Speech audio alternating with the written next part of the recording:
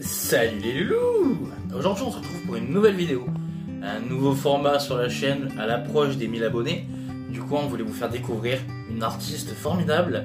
Elle est auteure de livres et coach littéraire. Et c'est parti, on va la découvrir de suite. Allez, suivez-moi.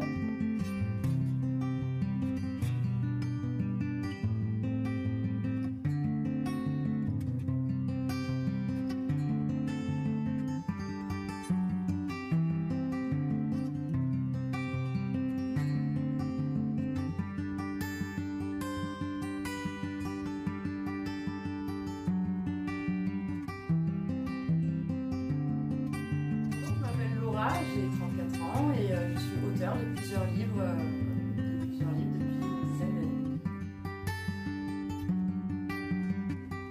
Alors j'ai commencé à écrire pour ma petite sœur. Donc le premier livre que j'ai écrit à Asmel, c'était pour lui donner envie de lire et on était toutes les deux fans de la série Charmel. Et j'ai voulu lui écrire quelque chose qui l'intéresserait et j'ai pris énormément de plaisir à l'écrire. Quand elle l'a lu, elle a tellement aimé que du coup, avec mes parents et ma famille, ils m'ont poussé à l'édition. Donc, chose que je ne pensais absolument pas possible à l'époque, puisque j'avais 19 ans. Et donc, du coup, ça a fait un effet un petit peu boule de neige. Et une incroyable aventure. C'est une incroyable aventure. Alors, un journal intime, non. Mais je me souviens quand j'étais au collège, j'avais des petits cahiers de brouillon où j'écrivais des petites histoires d'une dizaine de pages. Et ça, en fait, ça a commencé à avoir un petit peu d'ampleur dans le sens où je me faisais corriger par ma professeure de français à l'époque. Et j'avais aussi des petits recueils de poésie, de chansons que j'écrivais quand j'étais au collège. Non.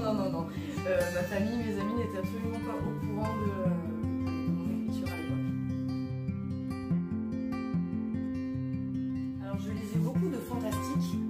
J'aimais bien pouvoir m'évader dans un univers un peu imaginaire et tout ça. Et c'était vraiment beaucoup de la romance fantastique, romance paranormale, tout ce qui avait des pouvoirs magiques, voilà, donc, toujours en référence à la série Charmel, qui était vraiment le point de départ, qui a vraiment été le point de départ à l'écriture et à mon évasion imaginaire.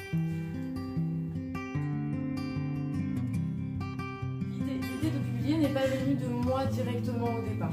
Comme je disais, j'ai écrit un livre pour ma petite sœur et je pensais pas que ça pouvait autant lui plaire et je pensais pas que ça pouvait avoir un certain public. Donc l'idée de publier, c'est ma famille qui me l'a soufflé.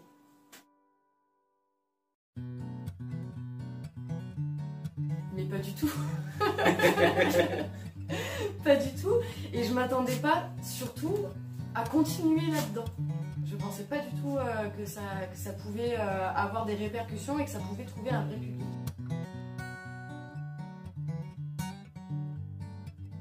Alors, mon premier livre a été publié en avril 2012.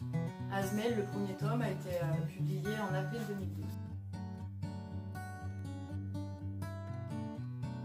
C'est une maison d'édition à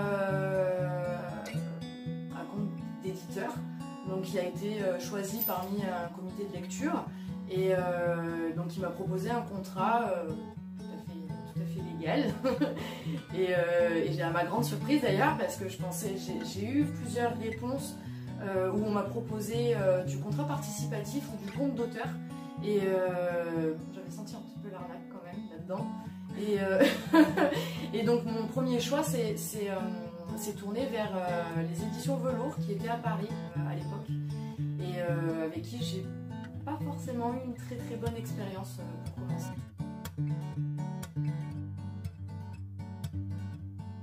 Alors, le premier sentiment que j'ai eu, je vais vous avouer, j'ai pleuré.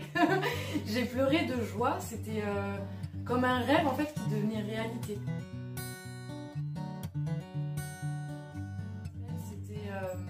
C'est une romance paranormale, donc une romance fantastique qui parle d'une jeune femme qui se retrouve orpheline et qui va être sous la tutelle de sa tante donc une jeune parisienne qui arrive dans le sud de la France, qui ne connaît absolument rien et qui va se découvrir à mesure du livre des pouvoirs magiques. Et elle va tomber amoureuse d'un jeune homme dont elle va ressentir les battements de cœur à l'intérieur d'elle-même. Et au premier contact physique, ils vont prendre une grosse décharge électrique et ils vont se rendre compte qu'il y a un sortilège qui les empêche d'avoir le moindre contact physique. Donc tout le livre va tourner autour de ce sortilège-là qui s'appelle Asnel. Et donc le but, il va être de détourner le sortilège, de chercher à l'annihiler, tout ça avec des histoires d'adolescence, hein, puisque la jeune fille se retrouve dans toute une histoire d'amitié, d'intégration, avec tous les petits problèmes de l'adolescence qu'il y a à côté, mais aussi des combats avec les démons, des pouvoirs magiques, et puis la grande porte du temps, qui est aussi le but ultime en fait de l'obtention des pouvoirs de ces élus, qui est de protéger l'ouverture de la porte du temps, parce qu'il y a des démons qui passent à travers cette porte, et il faut protéger le monde de l'arrivée des démons dans le monde. Et donc on a donc Asnel à ce niveau-là, qui est une énorme histoire d'amour, impossible, interdite, mais qui va quand même être vécue par les personnages. Et après, donc les années passant, j'ai choisi de m'orienter vers un autre style, un autre univers d'écriture, qui était plus dans du drame contemporain, donc Souvenir introuvable. Souvenir introuvable qui est à la base un petit livre que j'ai écrit de 72 pages que j'offrais à mes lecteurs pour leur donner un contenu un peu inédit, et à la fin où j'avais mis mon adresse mail pour voir, je leur posais la question de savoir si ça leur plaisait ou pas, et de voir si je pouvais continuer dans ce style d'écriture. À ma grande surprise, j'ai eu beaucoup de retours positifs et beaucoup de lecteurs qui me demandaient une suite. Donc je me suis attelée à la tâche, et du coup aujourd'hui on se retrouve avec un livre qui fait 450 pages. Et ce livre parle d'une jeune femme qui se retrouve à l'hôpital suite à un accident de parapente, complètement amnésique. Elle n'a plus aucun souvenir de toute sa vie passée, elle ne sait même plus comment elle s'appelle. Et après quelques semaines de réadaptation en fait, chez ses parents qui habitent à Toulouse, et des souvenirs qui ne reviennent pas, elle va décider de reprendre sa vie à la faculté de journalisme qui se trouve à Marseille. Donc elle va reprendre son quotidien pour essayer de voir justement si elle arrive à retrouver ses souvenirs. Sauf que elle va se rendre compte dans l'entourage qu'elle a qu'elle n'était pas forcément appréciée, et elle va détester la personne qu'elle était avant. Et se rendre compte petit à petit, avec l'enquête de police aussi qui est derrière, que son accident de parapente n'était pas forcément un accident, et qu'il y a des gens qui lui en veulent. Donc on a le tome 1 avec son avis, son ressenti, et puis après on passe dans la deuxième partie qui se passe avant l'accident, avec le point de vue de son demi-frère, de Jade, donc le personnage principal, qui va nous apprendre justement à connaître Jade avant l'accident.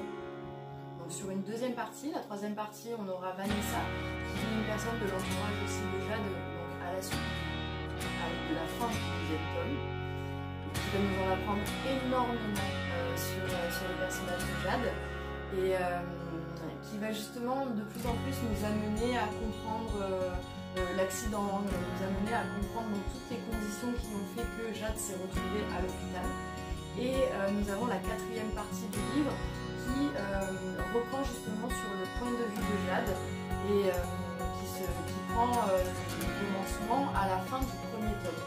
Donc à la suite du premier tome, c'est tout ça a été toute une série, ça a été très compliqué pour moi de l'écrire parce qu'il a fallu déjà que je me mette dans la peau de plusieurs personnages. Il a fallu que je rentre un passé à chacun, les failles psychologiques de chacun, et une morale aussi que j'ai voulu, un message, c'est plus un message que j'ai voulu faire passer dans ce livre. Donc quoi, sans minimiser les actes des gens, on ne peut pas les juger sur les actions sans connaître leurs principes et sans connaître ce qui les a amenés à faire ces actions. Alors attention, il y a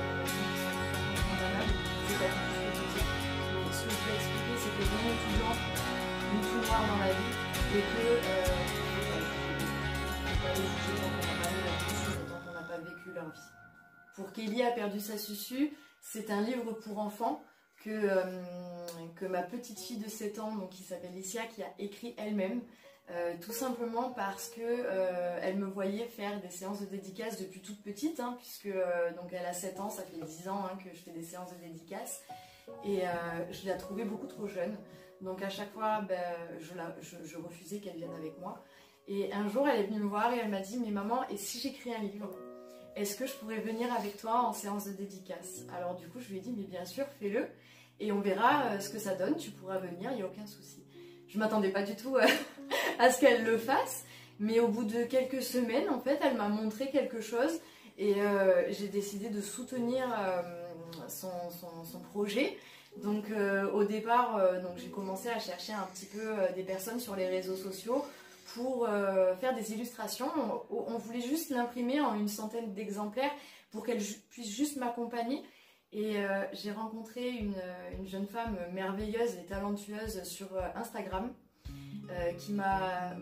avec qui le courant est tout de suite passé, qui m'a montré des dessins qui étaient fabuleux. Et on a eu l'idée de monter une cagnotte Ulule pour nous aider à financer ces illustrations. Le projet a tout doucement commencé à prendre un petit peu et il y a eu un énorme engouement sur les réseaux sociaux. Et donc du coup, nous avons finalisé le projet. En quelques mois, on a commencé au mois de mars.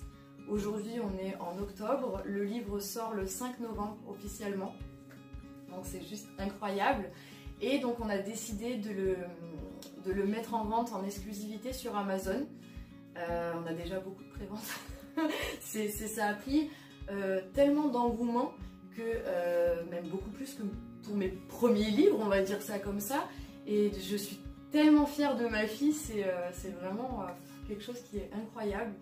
Donc je suis vraiment fière d'elle et on espère que le projet pourra parler à d'autres parents qui voudront justement se lancer dans ce genre de choses. Il n'y a qu'une seule personne qui a participé aux illustrations, donc elle s'appelle Pauline. C'est une jeune femme incroyable. C'est une jeune femme incroyable qui a tout de suite cru au projet et qui m'a donné tellement de motivation que c'est elle qui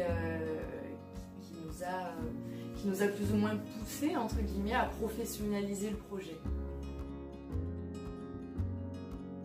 Alors il y a effectivement d'autres projets à l'avenir, d'autres projets de livres pour enfants. Évidemment, si on est un peu à tâtons. On est un peu à tâtons, on attend de voir un petit peu les retombées au niveau du premier livre pour enfants. Mais effectivement, on a d'autres projets de livres pour enfants avec ma fille. Et j'ai aussi d'autres projets livresques de mon côté en indépendant. De mon côté, j'ai un projet de livre indépendamment hein, des livres pour enfants. Ce livre va s'appeler Fucking Quarantaine. C'est un livre que j'écris déjà depuis 1 an et demi, qui sera publié donc à peu près en date de la fête des mères l'année prochaine, qui va traiter donc de la crise de la quarantaine, d'une quarantenaire qui est en couple depuis une vingtaine d'années avec son mari et qui a des enfants pré-ados et ados. Donc je vous laisse imaginer les déboires, les déboires et puis aussi la crise dans un couple, le harcèlement scolaire. Je parle aussi un peu de harcèlement scolaire, je parle de vandalisme, je parle d'une personne qui s'est oubliée dans son couple et qui s'est oubliée dans son travail, qui n'est pas forcément très sociable et qui, à mesure du livre, va prendre son indépendance, qui va assumer sa personnalité et qui va se libérer de ses démons. Voilà, tout simplement. Donc c'est un roman, ça sera pas du fantastique, ça sera pas du drame, ça sera vraiment du roman contemporain. Alors, oui, j'ai déjà participé à des concours littéraires, mais c'était sur la plateforme Wattpad quand j'étais un peu plus jeune, et j'avoue que j'ai pas été trop dans ce genre de course au prix littéraire, ce genre de choses. Donc j'ai gagné un prix littéraire, le prix littéraire du fantastique et de l'imaginaire quand j'étais sur Wattpad, donc il y a une dizaine d'années. C'est à l'époque où j'étais pas du tout encore publiée. Et Asmel a eu le prix de l'imaginaire sur la plateforme Wattpad, effectivement. Alors, comme dans tous les concours, hein, on a eu une phase de présélection. Donc c'était les organisateurs qui choisissaient les livres. Ensuite, il y a eu le prix des lecteurs. Donc c'est les lecteurs qui choisissaient parmi la sélection des jurés. Et il y avait donc du coup à la fin les demi-finales et les finales où justement on a eu 3 ou 5 livres, il me semble, qui étaient choisis et par les lecteurs et par les jurés. Donc avec plusieurs mentions, donc le prix des lecteurs, le prix de l'imaginaire, le prix du scénario, voilà. Oui, oui, j'ai participé à plusieurs salons du livre, c'était plus des salons de culture geek. Donc on avait les Man Game Show à Fréjus auxquels j'ai participé à 2 ou 3 reprises. Les Toulouse Game Show aussi auxquels j'ai participé en 2019, où justement le thème était la série Charmed et où j'ai eu l'occasion justement de rencontrer Holly Marie Combs et à qui j'ai eu l'occasion d'offrir le premier tome d'Asmel avec un énorme plaisir. Avec un énorme plaisir. Donc c'était quand même une expérience assez incroyable. Vous pouvez trouver mes livres sur toutes les plateformes de vente de livres en ligne. Donc tout ce qui est Amazon, Fnac, Cultura. Vous pouvez aussi les trouver bien évidemment. Je priorise d'abord le site internet de ma maison d'édition qui s'appelle sudarène.fr, où vous pourrez retrouver justement toute la trilogie de Asmel et Fucking Quarantaine aussi à partir peut-être du 2e semestre en 2023. Et donc je précise aussi donc, que tous les frais de port sont offerts sur cette plateforme et c'est mon éditeur lui-même qui s'occupe des envois, donc il n'y a aucun souci là-dessus. J'ai eu plusieurs expériences avec plusieurs maisons d'édition et je me suis arrêtée avec Sudarène Édition en 2016 à l'occasion justement de la sortie du 2e tome d'Asmel.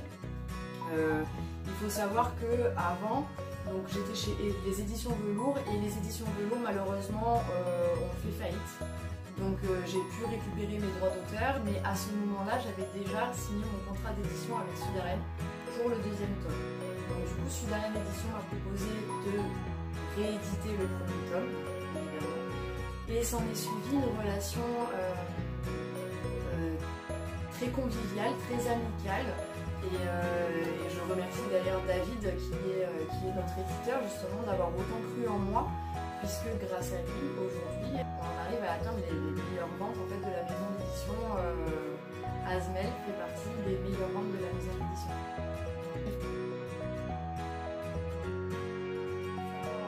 Il faut savoir que je suis employée, j'ai mon CDI, comme tout le monde, hein. J'ai un travail à plein temps. Et à côté de ça, j'ai aussi monté mon entreprise de coaching littéraire et de chargée de communication aussi pour les maisons d'édition. Donc c'est deux choses complètement distinctes. En 2018, j'ai ouvert mon auto-entreprise de chargée de communication où je travaille justement, j'ai commencé à travailler avec ma propre maison d'édition. Mon premier rôle c'était de la relation avec la maison d'édition, les librairies et les auteurs. Et en fait j'étais chargée, je suis toujours aujourd'hui, chargée de trouver des librairies pour accueillir nos auteurs. Avec le temps faisant, j'ai aussi signé d'autres maisons d'édition avec lesquelles je travaille aujourd'hui, je ne peux pas les citer quand même par rapport au secret.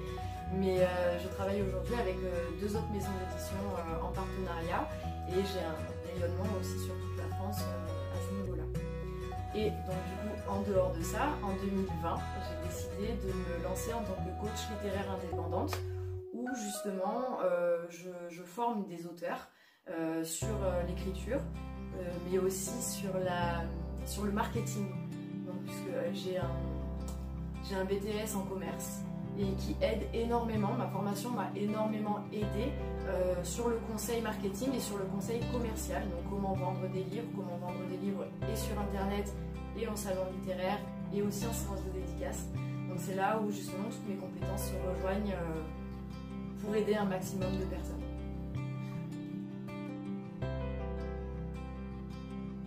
J'ai un site internet qui jusqu'à aujourd'hui n'était pas forcément abouti et j'ai eu l'occasion de rencontrer quelqu'un très récemment qui justement s'occupe aujourd'hui de professionnaliser mon site internet qui sera mis en ligne assez prochainement. Donc d'ailleurs on peut remercier Gaël. On peut remercier Gaël pour ce travail quand même en sous-marin.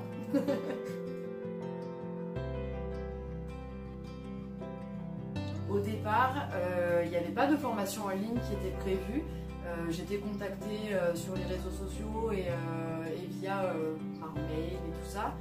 Et j'avais déjà créé des e-books de formation pour faire des supports numériques. Et récemment, j'ai été poussée par certaines personnes qui croient énormément en mes compétences et qui m'a donné l'idée justement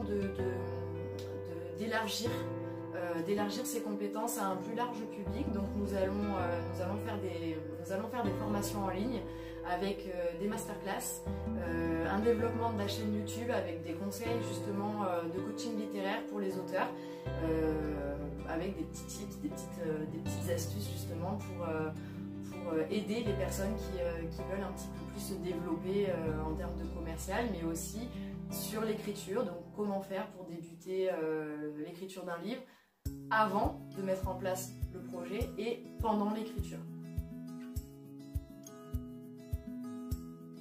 Le message que je veux faire passer, c'est surtout de croire en ses rêves et de faire de ses rêves une réalité, parce que en vrai, dans la vie, tout est possible si on se donne les moyens d'y arriver. Et après, ce qui est bien, c'est vrai d'avoir des personnes autour de soi qui nous soutiennent. Et ça, c'est vraiment une chance et une richesse incroyable. C'est parfait. Quelle est ton expérience? Alors, ça, c'est juste pour le making-of. Ton expérience avec ça, justement, le tournage, comment dire? Pour le making-of, on va dire ça comme ça. Je suis quelqu'un qui a horreur de la caméra. Je suis quelqu'un qui a très très peur de se retrouver face à une caméra, et ça depuis très longtemps parce que j'ai un problème avec mon image. Et on va dire que j'ai trouvé des personnes qui ont réussi à me mettre en confiance là-dessus, qui ont réussi à soutenir justement et à m'aider à affronter mes peurs. Et puis à croire en mes rêves aussi.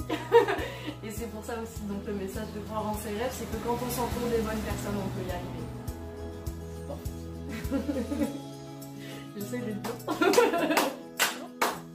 C'est parfait. Tu as d'autres petites choses? Je vous remercie les amis d'avoir regardé cette vidéo jusqu'au bout. Lâchez des pouces bleus, lâchez des commentaires, tout ce que vous voulez, régalez-vous, abonnez-vous. Et surtout, vous pouvez retrouver Laura sur les réseaux sociaux, donc Facebook, Instagram. Vous pouvez acheter ses livres sur Amazon, sur Sudaren. Tous les liens sont en description. Et moi, je vous retrouve très vite pour de nouvelles aventures. Et merci encore. Bisous, bisous!